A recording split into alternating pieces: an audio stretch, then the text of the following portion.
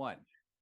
All right, here we go. It's another edition of Rock Talk right here with Bob Bannister on CGCM Rock Radio. Joining me this time around from Kingston, Ontario, we have the band Luscious.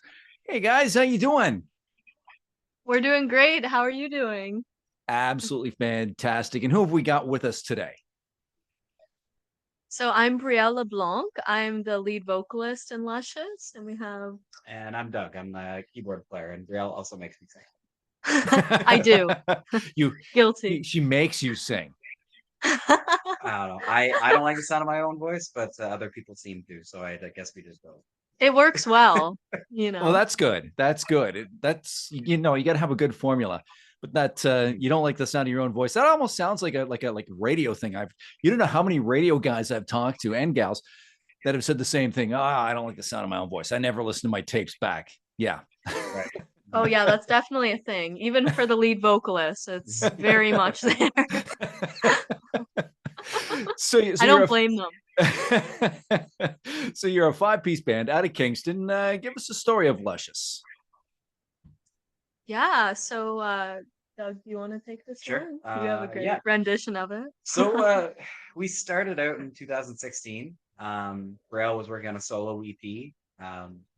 It was called Beautiful Disaster. She was looking for a band to put together. Originally, she went under the name Brielle LeBlanc Band. So she found the original founding members of the band were Kurt Paquette, Wyatt McMullen, and myself. She already knew Kurt and Wyatt from having previously done Rock Academy and being friends for years already. And then she found me on YouTube, actually. I had a video of me showing off. And she sent me a message. I actually didn't think she was a real person at first. I thought she was a fisher. So if I hadn't checked about the mutual friends, I might have just deleted her and this band never would have happened. But we did that for a while under Brielle LeBlanc Band, and then I can't remember the actual first show or instance where we decided, hey, we're Luscious, but we eventually decided let's sort of evolve, go beyond just the EP, start writing our own music. So we decided to go under Luscious. We spent years and years playing those 4-hour cover gigs where you're just sort of the background entertainment, and then eventually we evolved into trying to play shorter gigs, finding openers to sort of set up for us, and doing a lot of original music writing, stuff like that. So we're trying to get away from the whole cover band mentality, which I think we've done semi-successfully over the past years. There you go. Yeah, he basically said it. But you're not the first group that I've talked to that mentioned about doing those monster 4-hour sets. That's just got to take it right out of you. Yeah. Yeah, it's very, it's definitely an art form in itself to do 4-hour gigs with covers. And I think it sort of built us up to be this original band and really, like pay our dues and be able to put the best rock show we can on possible. Just, all those nights in the bars and just grinding away. It really, I think it paid off to what we are now. You get a lot of practice. Yeah, a lot, a lot. You get your 10,000 hours and then some. There you go. There you go. That's and you and Brielle, you're kind of in the same boat as me. Like early on in my radio career, I've been in radio for over 20 years, and early on in my career, it was the same thing. It was like the 6-hour grind, those big long shifts. It really wreaks havoc on your vocal cords, doesn't it? Oh yeah, absolutely. When hours and hours of singing and you're sweating, you have that adrenaline. There's a lot happening. I always felt bad after a show because I'm only singing backups. I sing on maybe like 20-30% of the songs, and my voice was sore after shows, and I'd look over at Brielle and be like, how are you even alive right now? Doug's like, my voice right now, Brielle. I'm like, oh, I feel you. I tried not to complain because obviously you have a lot worse. Yeah, I'm like, hold my beer. But yeah, no, it's definitely, I feel like the adrenaline does help you get through it, and the crowd and the energy. And I just want to, this is my till death do us part, me in that stage, that's how I feel. It's just my biggest love. So I'll do anything to be on there and just give it my all, which it definitely takes a toll some nights. And definitely digging the song Bombshell. That is absolutely an amazing track. Where'd you guys record that? So we recorded that at Bathhouse Studios. Mhm. Yeah. So it's a recording studio in Bath. It's actually the recording studio that was founded by Tragically Hip. It's kind of Right. like one of those Kingston famous locations. Like when you tell people who are either hip fans or live in Kingston, you recorded at the Bathhouse, and it's like, oh my goodness, you recorded there. It's kind of sort of a magical place. It's a well, not quite a mansion, but it's a very large house that they converted into a recording studio. And the philosophy they had was we need to, get into the organic nature of writing and recording. They were inspired to actually buy it by when they recorded, I think, their second album. They went to New Orleans and they recorded in a mansion, which was converted into a Hmm. studio. That's what inspired them to sort of create the Bathhouse. Yeah. And Bombshell, we recorded that we were there for 2 days, recording a handful of songs, probably about 10 or. No, it was only 6 songs. Okay, only 6 songs. Or sorry. Yeah, it was 6 songs. So many. I can't even keep track, I guess. Yeah. But yeah, so Bombshell was the first day. I think it was one of the first for the. Is I it can't the remember. I think it was the first song we did on the second session, maybe. Yes, I think That's all. yeah, I feel like we did start it on the first day and then we finished it on the second day Right. because we loved it so much. We wanted to add background Right, vocals and yes, yeah. just put those layers because it's truly, a very rock and roll song. And it represents us well. So yeah, I was at the Bathhouse and it was in the winter. Yeah. We had our bass player, our new addition to the band, Cole. So I mentioned the founding members earlier. It's me, Wyatt, Kurt, and Brielle. We have recently new over the last year a bass player. He also went to Metalworks for music production. So once we got the raw files from the Bathhouse, he was the one who actually mixed it and mastered it. Yeah, and he happens to be my brother. Yes, he's also So Oh, well, there you go. Right on. So then if he messes up, now are you his big sister or his little sister? it can go both ways. It depends on the day, honestly. Doug can attest to that. Because I was going to say, He's if the he younger messes sister. up, you can really lay it on heavy That's with me. when So. big sister mode comes in, but Yeah. even though I'm his little sister, and then there'll be some songwriting sessions where definitely I feel like the little sister, but he's so talented, in what he does, and we see eye to eye eventually. It's just the sibling vibe, it helps. Yeah, there's definitely been a sort of dynamic change in the band, no pun intended, since Cole's joined the band because he's incredibly talented songwriter, which is interesting because usually the bass player is the quiet one that doesn't say much and just sort of goes along. The But John he's Deacon, also so to speak. yeah. Well, Yeah. he is a guitar player first. He's a songwriter.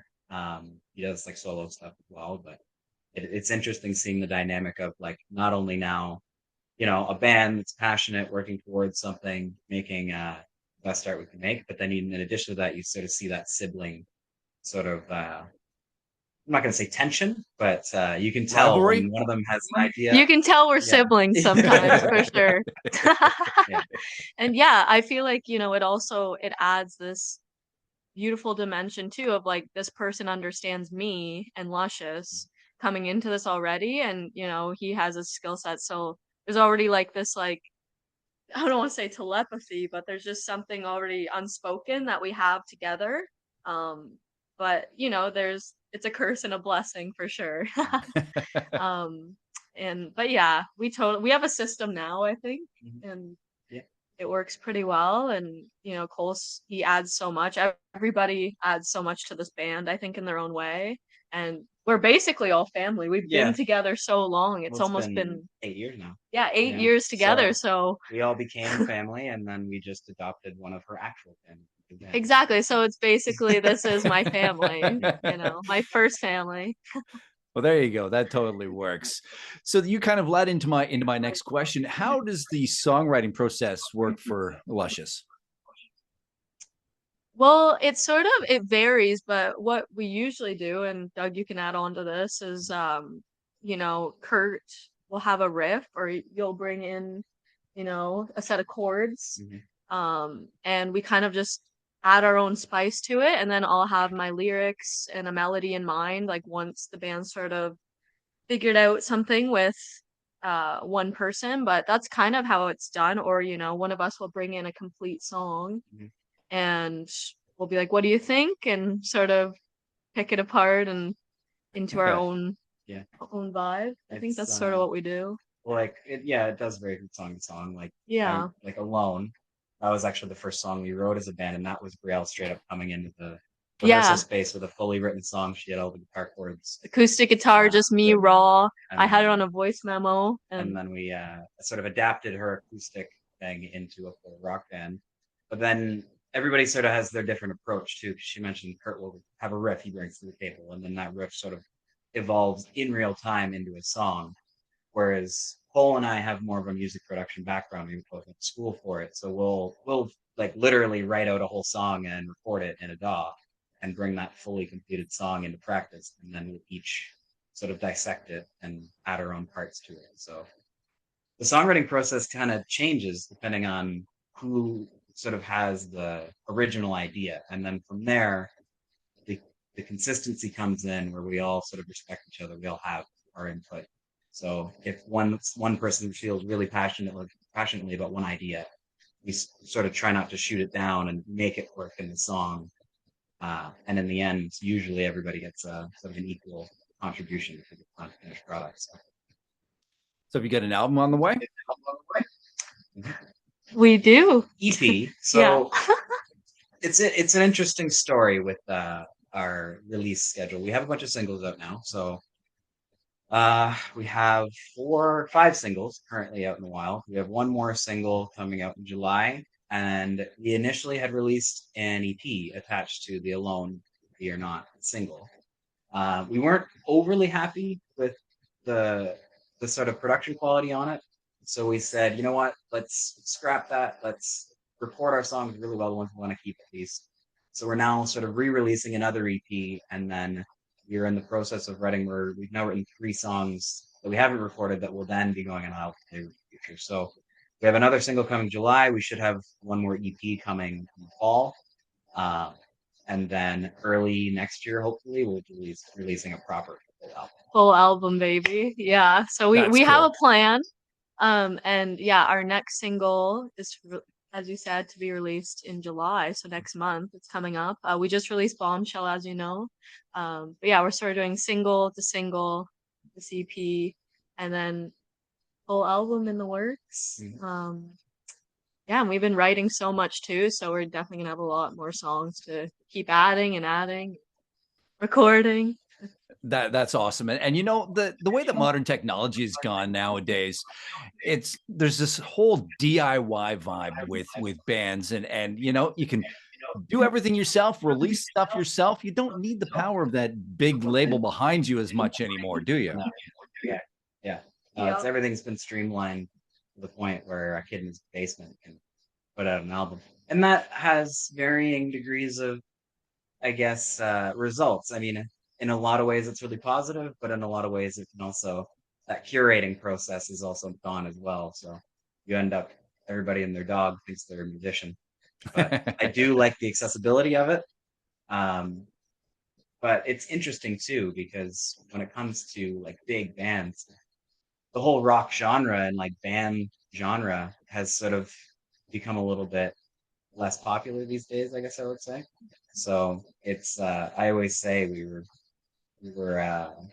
born in the wrong decade.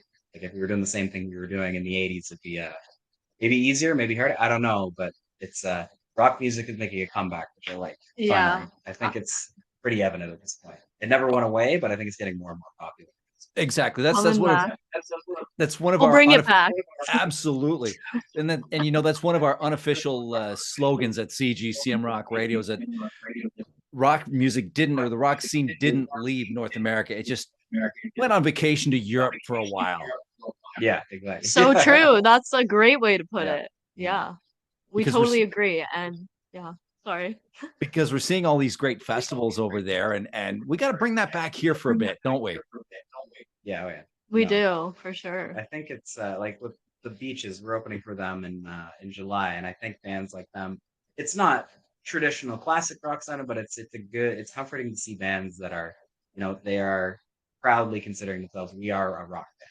Whereas I think there was a long, at least in Western culture, there was very much a like rock music went away. It was more like folk and sort of these indie bands and stuff like that. Mm, Uh, but like that rock sound that we grew up listening to is kind of coming back into the mainstream. It's great. absolutely. Absolutely. Yes, absolutely. And that is a great thing. So one more question before we get into the final segment of the interview here. How intimidating is it to be coming from the town that probably Canada's biggest act has come from? Talking the Tragically Hip, you know. I'd say honestly, like we have so much love for the hip, and Kingston just has like quite a music scene, and I think we're just really privileged to be a part of it and grateful. I think that's sort of gratitude for me to be in such a, well-known city Yeah. such as Kingston. We love Kingston, and to represent that in other cities is just like that's such a privilege to us, I think.